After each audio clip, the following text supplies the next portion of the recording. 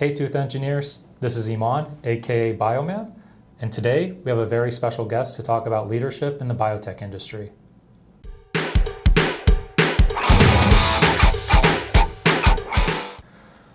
So Tooth Engineers, I alluded to this a couple episodes ago where my experience in the biotech space started about 12 years ago, where I was building regenerative medicine products in my undergraduate lab at the George Washington University. In this lab, I was working with an excellent mentor who's the guest of our show here today, Ben Holmes, who also is the CEO of Nanochon and a company in which I wear a second hat in, helping build out regenerative cartilage products for orthopedic medicine. Ben, welcome to the show. Glad to be here. Thanks for having me. Absolutely. So before we get started, as you know, our company works on building dental regenerative technologies, and kind of like in the orthopedic space, we kind of look at building out things that heal the teeth. So when was the last time you went to a dental office and potentially thought about the need to heal your whole tooth? As we've talked about several times, I have a horrific mouth of teeth. I think I inherited some bad dental genetics from my dad, who we used to joke had the 24-karat smile because there was so much gold in his mouth. I think I got my first filling when I was like 9 or 10. And then I had to get I think it was like 5 or 6 fillings all at once when I was in high school. And then basically I've been going to a dentist religiously every 6 months for my entire adult life. And I've, in addition to all that cavity work, I've had a root canal. The root canal failed and I had to have a dental implant. It's really a big part of my life, and I think a bigger part of my life than it is for a lot of people. Yeah, it's very important to me personally, and I think about it often. Oral health is notoriously a challenging space, both I think for the dentists and the patients, and it kind of inspired this venture. And I worked in the lab with you building regenerative medicine products, and the last place I would have thought I would enter is the dental space, which ironically enough, my dad is also a practicing dentist, and I try to avoid dental offices like the plague, with exception to getting dental treatment from my dad, who's unfortunately retiring in a few months. That sort of brings me to the motivations as to why we kind of do what we do, improving healthcare, but improving it in such a way where the customers, aka both the physicians and the dentists, are actually using products that improve the healthcare workflow. And this not only applies to orthopedics, which I'm going to touch a little bit about getting to know, Nanochon, which I'm sort of working with you on, but also in the future where we try to spur out dental products to bring out to the market. So I guess, Ben, I want to spin this question off to you as you're a bit more advanced stage in getting Nanochon out to the market. What was sort of your thought process when conceiving Nanochon in terms of how the patient workflow in the orthopedic space could be improved? Yeah, I think for us, it really started with direct physician feedback. We really went into it without much of a preconceived notion of what were the problems that surgeons were having. And at least in our space, which is sort of arthroscopic procedures, sports medicine, just for the viewer at home, restoration of cartilage, trying to essentially keep people's damage and arthritis from worsening, and also potentially delaying or keeping them out of the total joint replacement workflow altogether. So that's kind of the goal, and nothing has met that goal. So I think that's kind of obvious, right? The sort of clinical outcome improvement. But the number one pain point that we heard from surgeons after going through a really active customer discovery process was that the things that exist today really are purely surgical techniques. So you're not implanting anything, or you're not providing a therapeutic. You're essentially just going in and cleaning up the diseased tissue. It's cheap and it's easy to do, but it fails within a couple of years. So they basically know it provides little to no benefit for patients. So it's already not meeting any of those kind of clinical wish list goals. And then the next tier up of treatment really includes things that are a lot more biological. So again, in this sort of like pre-knee replacement patient population, there's cadaver tissue grafting, there's autografting where they kind of take pieces of cartilage from other parts of your body and kind of try to Frankenstein it together.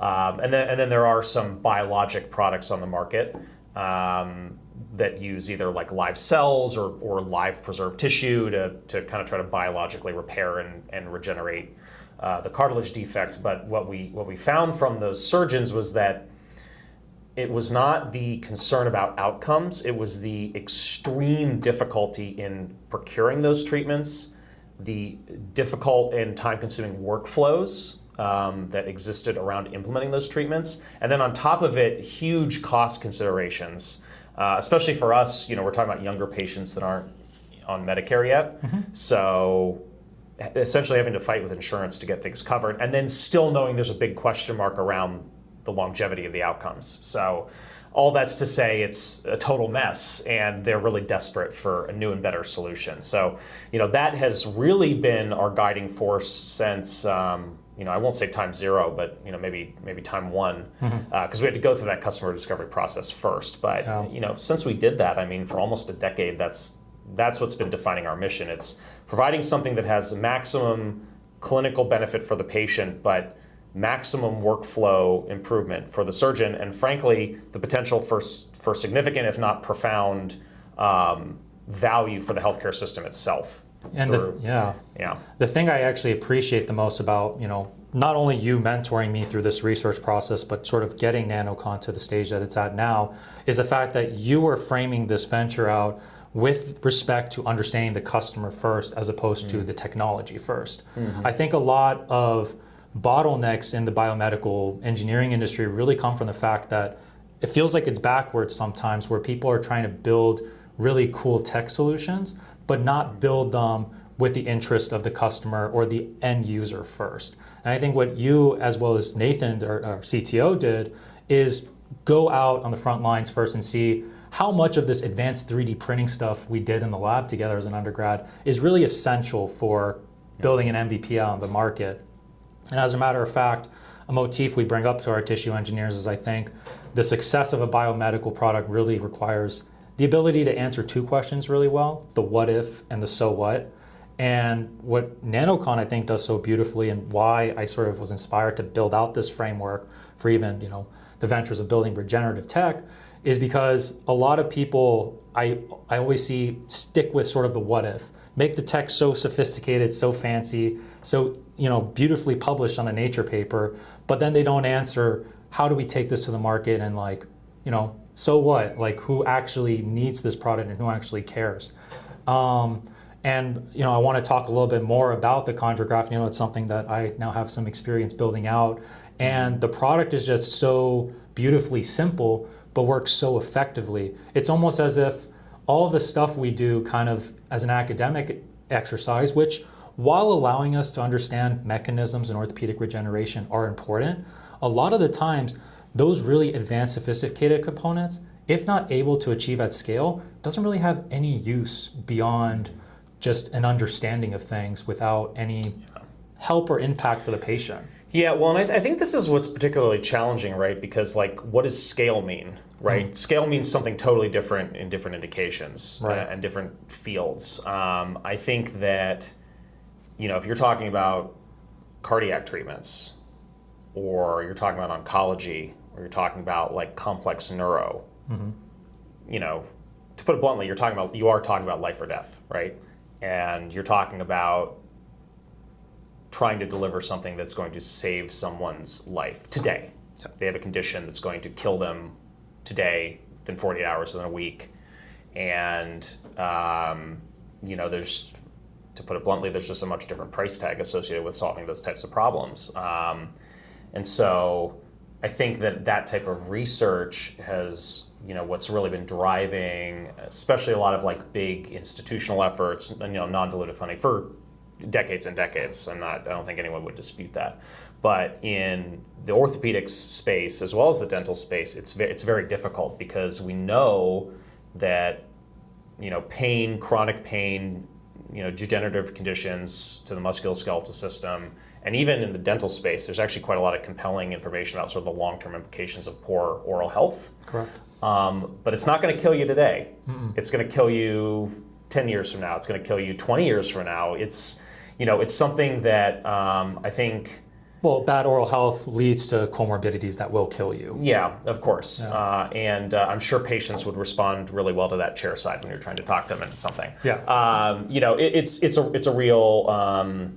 it's a real conundrum, because I think it's hard to capture people's imagination, but also our healthcare system has been set up in such a way that we really prioritize fast treatment with low price tags and kind of like shortly measured outcomes.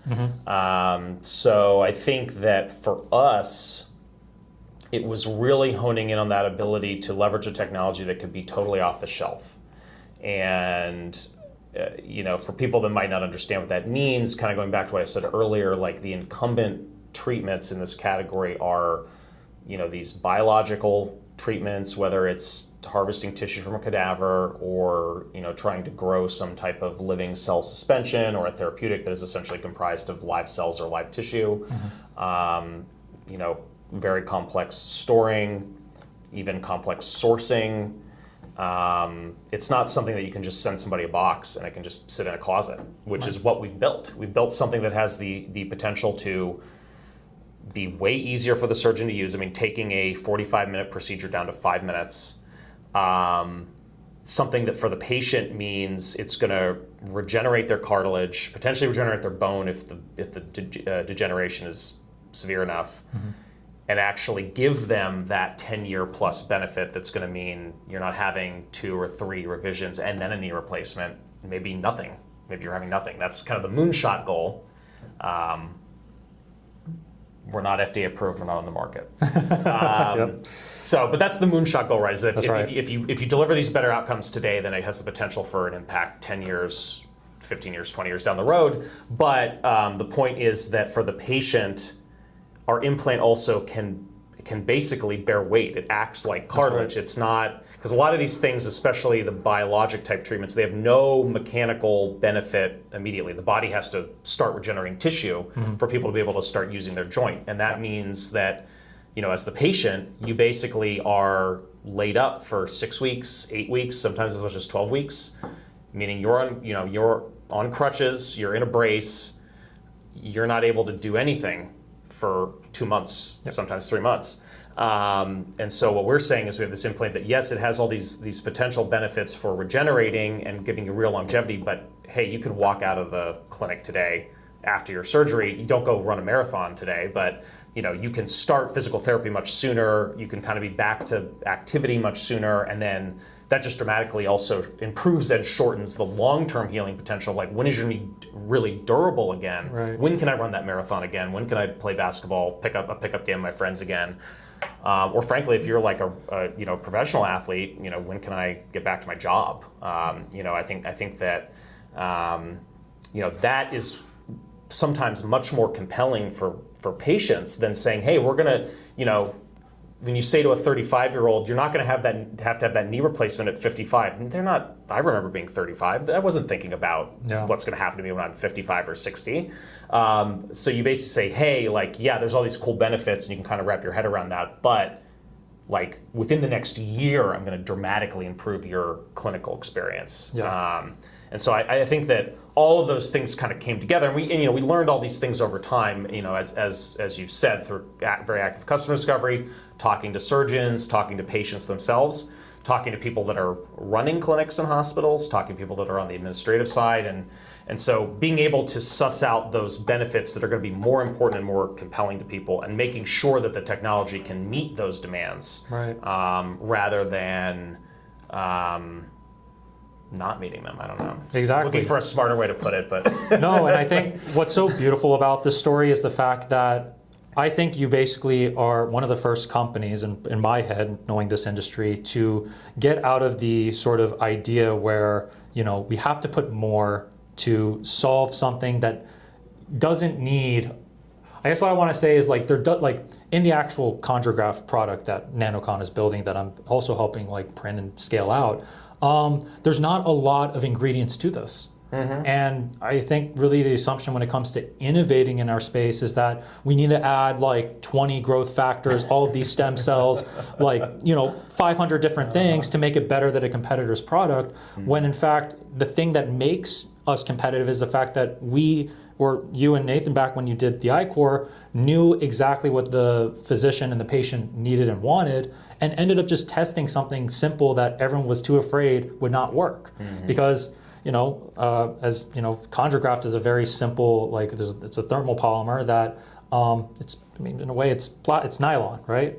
That it's suture material, but with some other things in it. Yeah, and I think that's a great point because like complexity is not necessarily novelty, right? Right. And I think in our case we were able to get this regenerative effect that I've talked about, essentially through engineering the physical properties of the material rather than, can we load it up with a bunch of nanoparticles? Can we try to figure out how to get, complex molecules or drugs into it? Can we figure out how to encapsulate live tissue? All stuff that we worked on during our tenure in the lab, right? That's right. But ultimately what it came down to with this particular material is we kind of figured out a formulation and then a process to kind of keep it non-confidential. Of course. That allowed us to mimic the structure of collagen fibers in this synthetic nylon material. And what we found is that mimicking of the aligned fiber-like structure of collagen meant that cells, particularly MSCs from the bone underneath the cartilage layer, really liked to attach to it. And that attachment and that direction of cell elongation, essentially the cells started to respond like they were in a collagen network and started to think that they're in cartilage. And so by basically using the environment, we can trick progenitor cells into thinking that they need to turn into cartilage. And so we figured that out, that we could do that without including drugs or molecules or any other like kind of signaling pathway. And then the other element of our technology is 3D printing, which I don't know if we've actually mentioned yet. And it's funny because we really are not using 3D printing in the way that people traditionally think about this. That's right. The first thing people think of is, I've got an injury and you're going to scan me, and then the company's going to produce an implant that is exactly sized for my injury, my anatomy. We literally are doing the opposite of that. We're making these implants by the hundreds. They're like cylinder shaped, and we distribute them in standard sizes, in boxes, like dozens. Yep. And we're not really doing that patient-specific thing. But what 3D printing allows us to do is it allows us to take this material and print it into a much more well-organized, the technical term or the scientific term is a matrix, but basically think of it like a very highly engineered sponge. Yeah. So a three-dimensional network that further enhances the integration of the device, allows it to fully attract those cells from the bone, because that's sort of like the first challenge of doing these regenerative repairs, right? Is can I get the body's own cells to do something? Yep. And what we found is that 3D printed structure solves that first critical step of can I activate the body's own cells to start attaching the material and kind of having that signaling effect. But at the same time, we also found that 3D printing allows us to preserve the mechanical profile of the material, because that's been a really classic challenge in the biomaterials space probably for 30 years, is you kind of have to choose. I'm either going to make my implant to have this really nice complex structure that's bioactive, but it doesn't maintain any bulk properties, meaning you don't solve that problem of can people recover faster with the implant by itself, or you have to go in the other direction and say, okay, I can highly engineer and fine tune this material to match the properties of the tissue I'm replacing, but it's not going to regrow anything. Yep. And so we found that 3D printing allows us to sort of not have to choose, meaning that the patients don't have to compromise that trade-off of is this going to help me today but not tomorrow, or is this going to help me tomorrow but there might be problems today. And then for the surgeons that are treating these patients, they also know that they're not asking their patients to compromise, and they themselves are not having to compromise, because again, this is a simple, easy-use procedure, and it can be sourced and procured and used just like any other surgical consumable or surgical tool. You take something that's very complex and highly intentioned and highly engineered, but what you deliver is just a very simple, intuitive product with very low friction. Very easy to make, as I'm now a as somebody who's been making a lot of them for a lot of them now, which honestly, like I've 3D printed a lot of different materials, a lot of different constructs for applications across orthopedic, musculoskeletal, and cardiac engineering. And I kind of end up like, now that I finished this academic journey into now building, our venture and, working with Nanochon, less really is more in this space is what I continually to find out. Not in the sense of like not accounting for complexities associated with other treatments in the regenerative medicine space, but understanding that in order to understand what complexity is necessary for regeneration, you have to take a bottom-up approach, actually go to the patient, put it in there to understand whether or not the complexity that's built in an academic lab is warranted to bring out to the market. Whereas, we'll go back to kind of like what we were doing in undergrad. We were, my undergrad with you, it was synthesizing lots of different materials and advanced fabrication techniques to build something that works very well for a metric of stem cells that can say differentiate or grow. But that is completely different than how it will work in a patient. And what you end up finding is if we were to take everything verbatim from what we synthesized in an undergrad and the labs, it's hard to actually apply that to a clinic. So cutting down on the necessities to get both functionalization, but also you can build, like you said, an off-the-shelf product requires you to actually take something out there and see it work in patients and iterate from there, as opposed to assuming I built this perfect thing. Yeah, well, and I also think it's, I'm sympathetic to the issue. Of course. Because I feel like in other areas of tech, right, I certainly could have this discussion around AI, although I don't want to. But software is a classic example of this, right? Like if you have an idea, you and your buddy can sit in your basement for 6 months, and you can build an alpha test, and you can get feedback from 100 users, and then you can roll out your beta. And then within 2 years, you're cash flow positive, and then within 4 years, you're exiting or you're IPOing. We can't cook up something here in your lab and put it in a patient tomorrow. Or, there's, real concerns with, safety and efficacy. Yes. There's a highly regulated environment. Like, even if you found somebody who said, I would love to be your guinea pig, and I'm sure you could, the Food and Drug Administration does like to send people to spend time in federal facilities. So it's you're in an environment where you can't do that same type of iteration that you can do in like classic tech, right? Or even in deep tech, where you're building physical things, but maybe they're consumer products, or maybe they're in other industries, or you can implement quickly. Like the road is very long in biotech. Definitely. And that's because of the regulatory hurdles. It's because of clinical practice. It's because of the evidence you need to be convincing, and also it's just because of the real concerns, or like the real challenge of like how do you evaluate the safety and efficacy of something? How do you know at the laboratory level that it even has promise?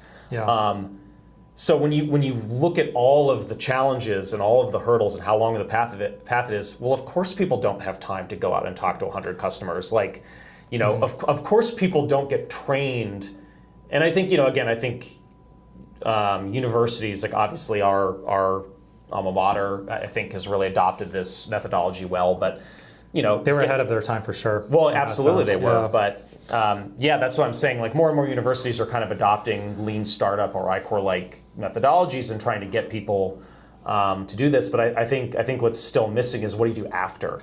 And, we've never stopped talking to our customers. And I think that's what people are still missing potentially, but also it's again, it's just that challenge of like, how do you have the time to train people in these skills and take it seriously and do it well while also being masters of the science. And like, that's really what you need to be if you're going to be pulling stuff out of labs at like very nascent stages. Well, I think it's also evolutionary in terms of what biomedical engineering has become. I mean, I don't want to say I'm old, but when I started working in Dr. Zhang or Grace's lab, there wasn't a biomedical engineering department the first year I was working with you. Yes, that's right. And my PhD is technically in mechanical engineering. That's because right. The department didn't exist when I started. And as you were spinning off Nanochon, and I was going through the different stages to get my PhD and went to several biomedical engineering departments in academia, I saw it change so drastically in terms of what the mission was. Yeah. But at its core, I think we still have to recognize, and to your point, have sympathy for the fact that the discovery of doing an academic exercise is critical for us to get to the stage where we can break down products that are essential components to reach the patient.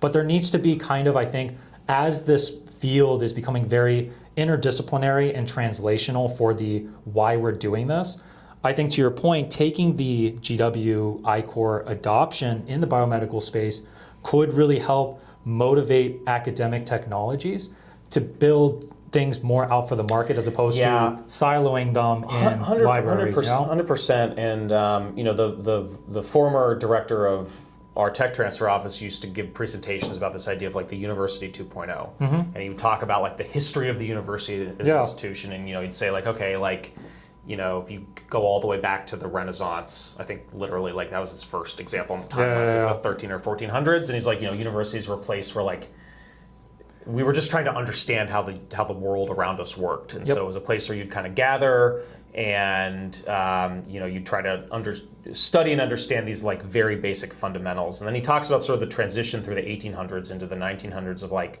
science becoming like a standardized practice, right? Almost industrialized in a way. Yeah, and like not quite industrialized, but I do remember him talking a little bit about like how that kind of fit into the industrial evolution and sort of talking about this as the first example of tech transfer, right? Right.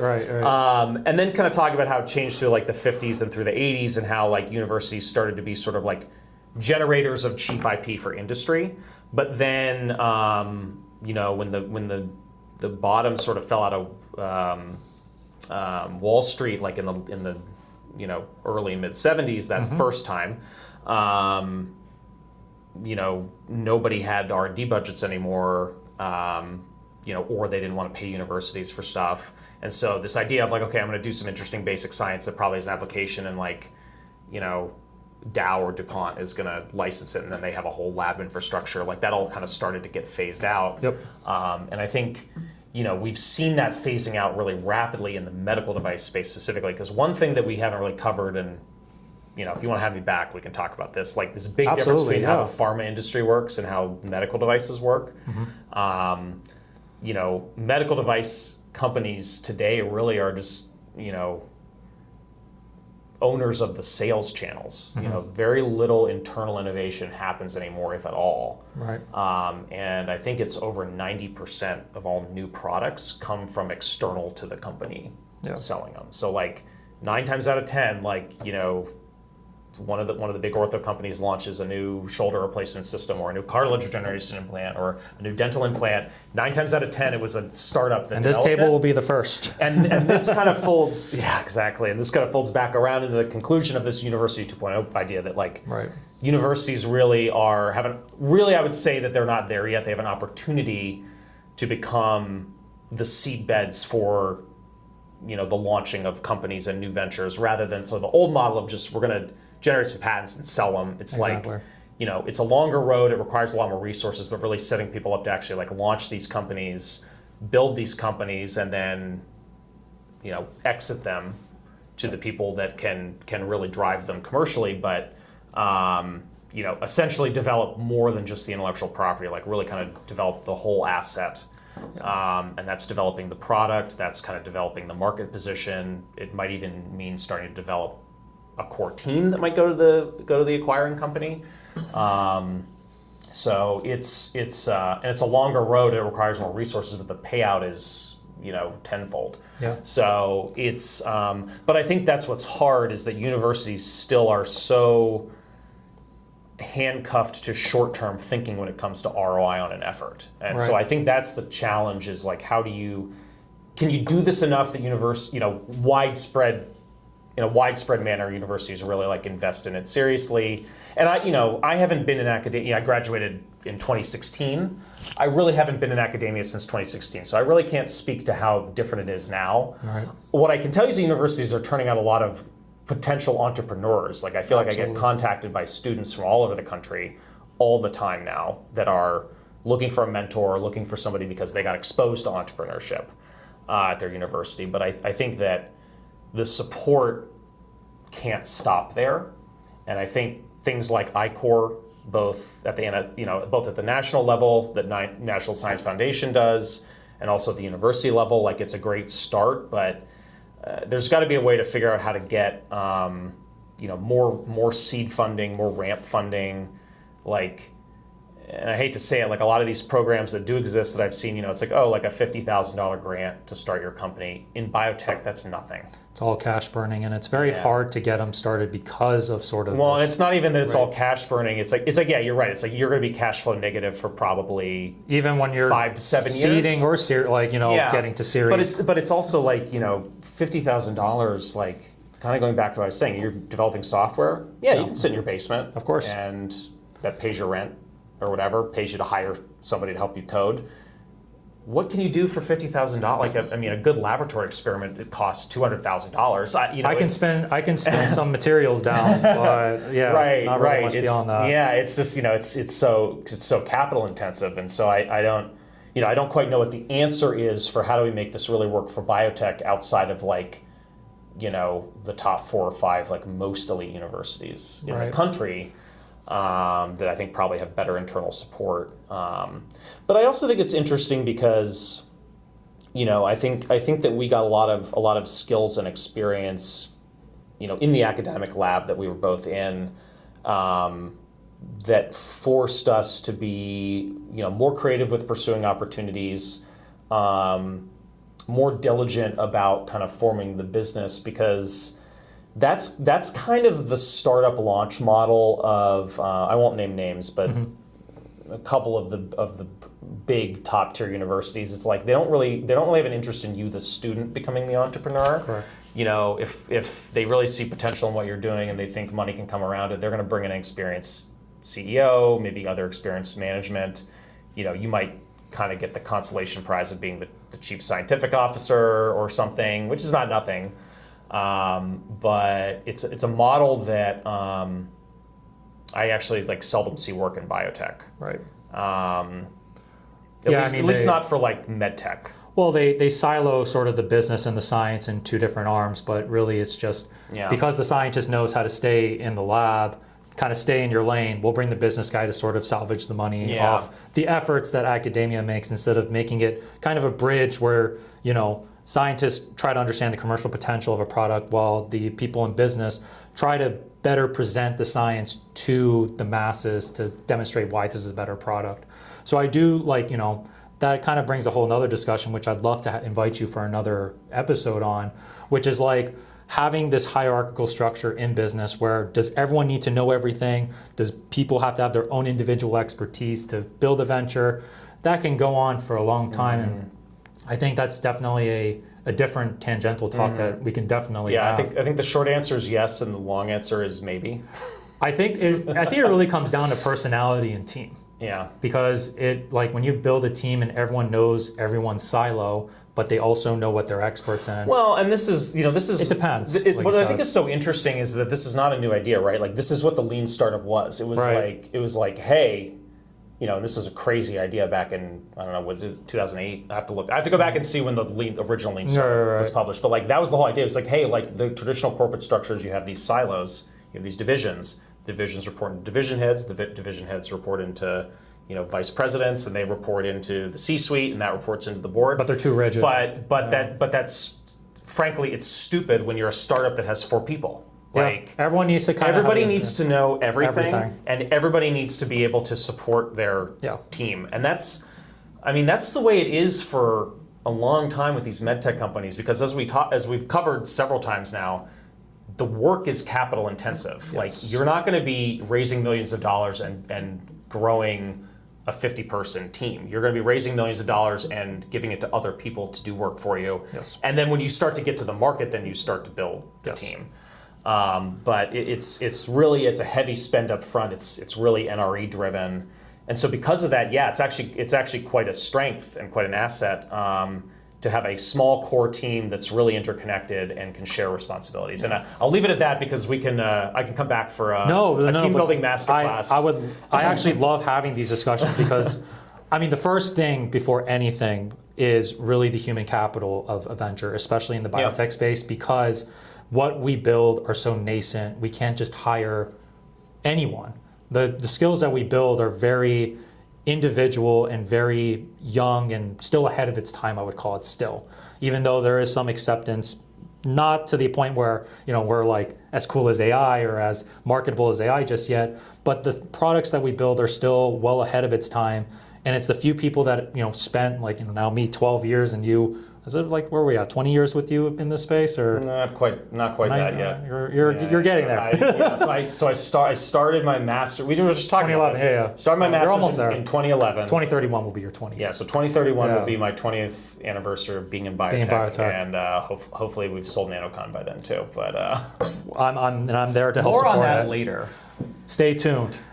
But let's kind of go on a little bit of a tangent here, Ben, just to kind of close this up. We have some random questions that we would like to pull out of a little bowl. Who submitted these random questions? Are these random questions from random people, quite anonymous. So we're gonna pull out 3 of these questions, and I kind of got a sense of what the questions were, but I didn't have time to read them, so this will also be a surprise to me. So let's take a look and see what our anonymous people asked. This is a good question. What is one leadership lesson you learned the hard way that no business book could have taught you? Yeah, I think that, and especially for biotech, fundraising is very, very difficult. I mean, it's exceptionally difficult right now, but in general, it's always like pretty difficult to raise, especially for stuff that's coming right out of the lab. So I think just being really treating the capital like it's a precious resource, because it is, and it takes a lot of work to get the money in the first place, and really prioritizing, you know, what is the thing that I can do with this money? Like, what's the milestone that I can meet that is going to move the needle for the next investors? Yeah. And that's how we structured our original grant projects. We were like, you know, in the same way that we were talking to surgeons and patients, we talked to investors about what would you want to see to get you over the line to make an investment. And, you know, that directly informed the work that we were doing with our grant funding. And we've continued to take that approach, you know, to this day. And I've never seen that clearly or cleanly laid out in, you know, in MBA programs, curricula, or in a textbook, or in a presentation. Just the ability to put on these 2 different hats of the language of the surgeons and the language of the investors. It's you got to know that art, and being able to take that feedback in the same way that you would to build the product, like take that feedback to build the company and allocate its resources. I'm with you. Yes. Fundraise early, know how to talk to investors early. We got 2 more questions we're going to pull out of here. What does a good day as CEO look like to you, beyond successful results or company milestones? I don't even know where to begin with that one. I think that one of the things that I continue to really enjoy about, you know, being the CEO and the leader of the company is just how much freedom I have over my own schedule. And so I would say that today is what a really great day looks like. I mean, and I know we had some back and forth. Like, it took us about 2 months to get this to work out, but you know, being able to do something fun like this, you know, come help my friends out, hopefully help other people out that want to learn something about how to do this. You know, having the freedom to do something like that, and being able to, you know, I'm not doing less work. I just rearranged my schedule. You know, and I was up late last night doing a couple things, and, you know, I might spend some time after hours working on finishing some stuff up tonight so I can make room for this. But just being able to take those opportunities and being able to use my time in a way that I want to use it. Ditto to that, and I'm also extremely thankful for the hours and flexibility you give me at Nanochon and being able to help build this out. You know, it's culture. We kind of like spread this message of results driven as opposed to you have to work these certain hours to get a job done. Yeah, exactly. It's about what you accomplish. It's not about being at a desk from 9 to 5. And I think that it's the results driving, and like how do we actually get something done, and having that communication and dialogue of Yeah. aligning ourselves to one mission together. Yeah. So I guess to kind of wrap up and kind of give a real answer to that question, I would say, what does a good day as CEO look like? It's a day where I get to leave my desk. I like that. Yeah. Me too. Yeah. That's a good way to put it. All right. And the last question. Okay. If you could relive one day from Nanochon's journey, which day would you choose? Any stories with CTO Nathan that I don't even know about? Not for the podcast. that was all pre-Nanocon.